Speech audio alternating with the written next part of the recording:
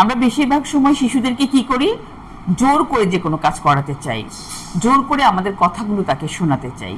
আচ্ছা, এমন যদি হয় কেউ সারাক্ষণ আপনাকে দিয়ে বা আমাদেরকে দিয়ে, আমরা যারা অ্যাডাল্ট, জোর করে তার পছন্দের কাজগুলো করাতে চায়, কিন্তু আমার ভালো লাগছে না, সেক্ষেত্রে আপনার কেমন লাগবে?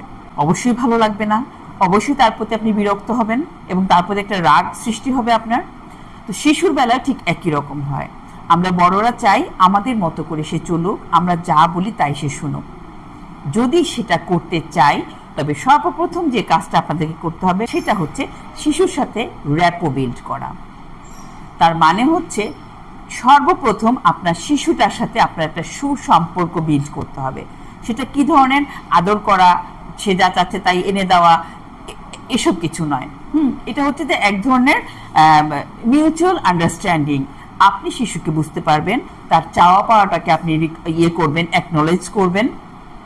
শিশুটা আপনাকে বুঝতে পারবে, সে আপনার চাওয়া পাওয়াটাকে রেসপেক্ট করবে। কিন্তু জিনিসটা খুব স্লোলি হবে, এটা একদিনে হবে না। যদি ছোটবেলা থেকে প্র্যাকটিস করেন তাহলে হবে।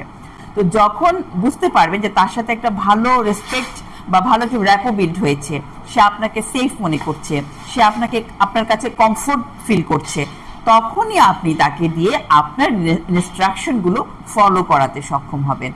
এই ছোট্ট একটা টিপস বাসায় অবশ্যই ট্রাই করবেন আপনার শিশুর সাথে, এবং যদি কার্যকর ফলাফল পান তাহলে আমাদেরকে মন্তব্য করে জানাবেন। সবাইকে ধন্যবাদ।